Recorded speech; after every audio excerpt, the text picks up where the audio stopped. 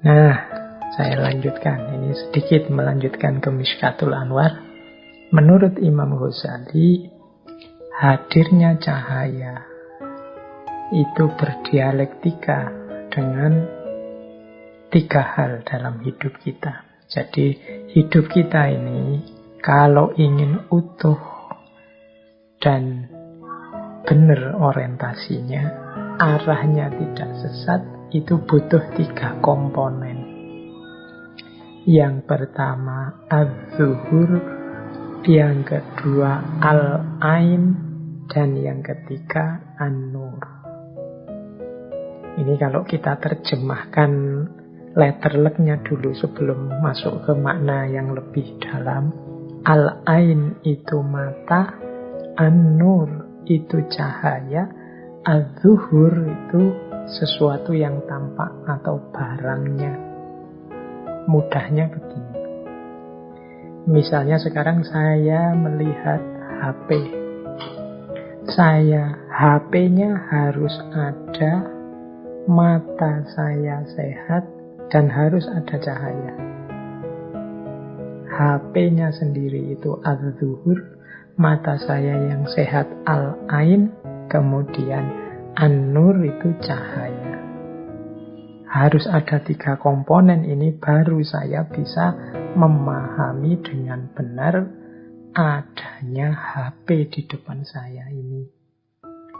HP-nya ada, matanya sehat, tapi cahaya tidak ada, maka tidak ada gunanya mata dan HP tadi. Wong tidak kelihatan.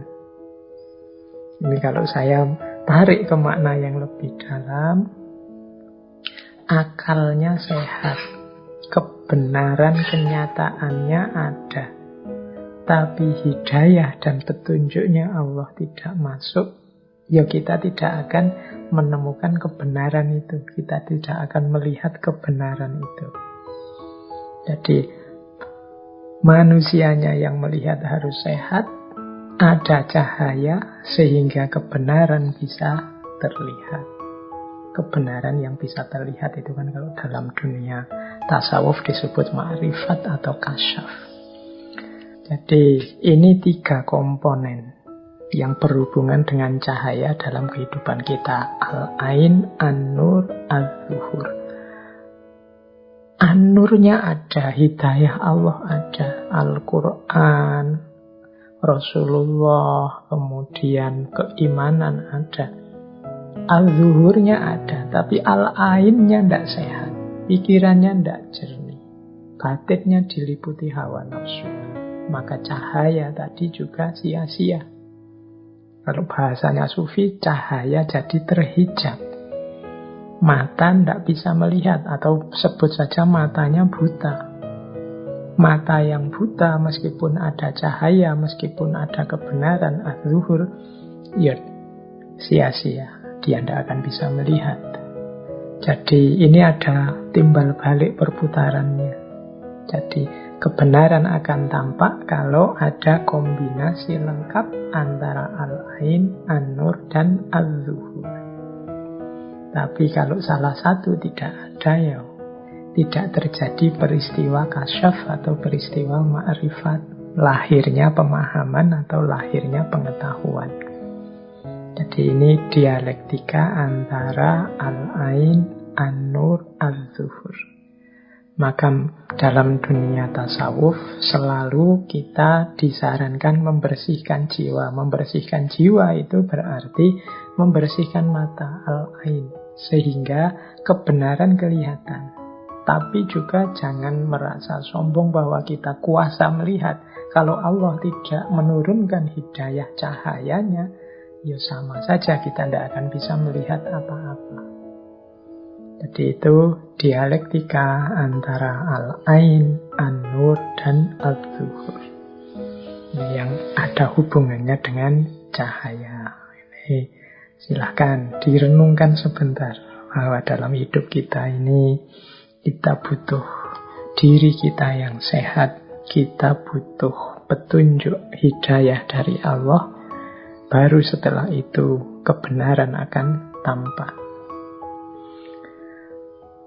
Oke, kita lanjutkan lagi. Baik, inilah inti kajian kita malam hari ini.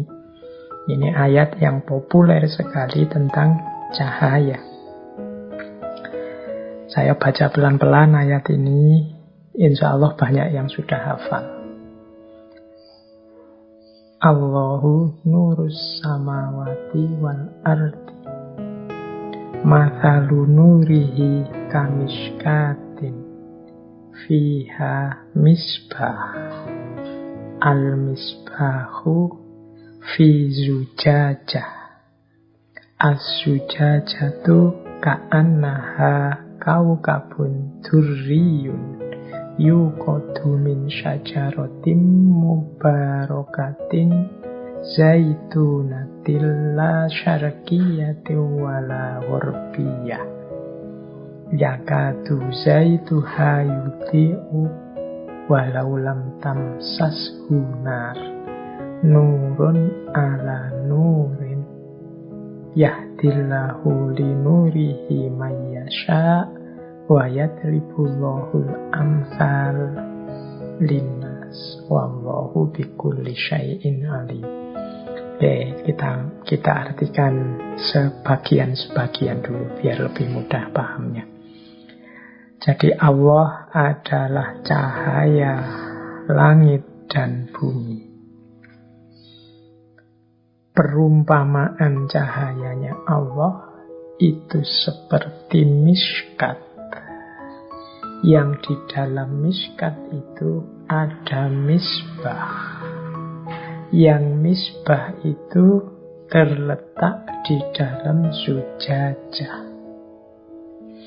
Zujajah itu bagaikan bintang yang bersinar, yang menyala karena pohon yang penuh barokah sejenis zaitun yang tidak timur dan tidak barat, yang hampir saja minyaknya bercahaya meskipun tidak tersentuh oleh api.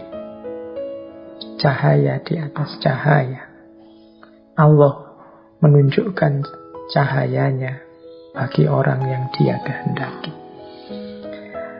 Baik, kita maknai sebagian-sebagiannya. Kalau Allahu nurus samawati wal ard, maknanya mungkin jelas. Allah adalah cahaya langit dan bumi. Allah adalah sumber cahaya. Allah adalah sumber segalanya di langit dan bumi. Tadi dengan analoginya Imam Ghazali tadi. Kalau tidak ada nur, kalau tidak ada cahaya dari Allah, segalanya juga tidak ada.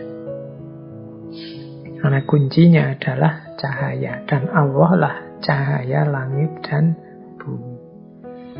Oke, kita lanjutkan. Mathalu nurihi kamishkat. Jadi cahayanya Allah itu seperti miskat. Miskat itu lubang di tembok atau satu lubang di dinding. Mungkin kita bisa mengartikan satu ceruk. Itu miskat namanya. Jadi ya kalau dilihat di gambar itu ya, misalnya ada lampu yang menyala di dalam lubang di dinding, dalam satu miskat. Jadi ada lubang tertutup di dinding yang fiha misbah, di dalamnya ada lampunya. Al-misbahu fi zujajah. Lampu itu ada di dalam kaca. Berarti lampu itu yang dimaksud nanti nyala apinya itu kan lampu. Nah, lampunya sendiri terbuat dari kaca. Maka al-misbahu fi zujajah. Jadi ada satu lubang, kemudian di dalamnya ada lampu, yang lampu ini dikelilingi kaca. Yang kaca ini berkilau. As-zujajatu ka'annaha kaukabun durri. kacanya, yuk kita ngerti kaca ya. Kaca kan berkilau karena nanti dia memancarkan cahaya. Nah, setelah itu dari mana bahan bakarnya lampu ini? Dari syajarah mubarakah, zaitunah. Jadi pohon yang penuh berkah sejenis zaitun. Cirinya apa pohon ini? La syarqiyah wala ghurbiyah. Nah, jadi ini syajarah mubarakah. Dan ada satu ciri lagi, saking kuatnya minyak syajarah mubarakah ini, bahkan seandainya dia tidak disentuh, tidak dinyalakan, tidak disambar dengan api, dia sebenarnya sudah bisa menerangi. Saking kuatnya syajarah mubarakah atau minyak ini. Yakatu zaituha yuti'u walau lam tamsashu nar. Jadi lampu ini minyaknya syajarah mubarakah.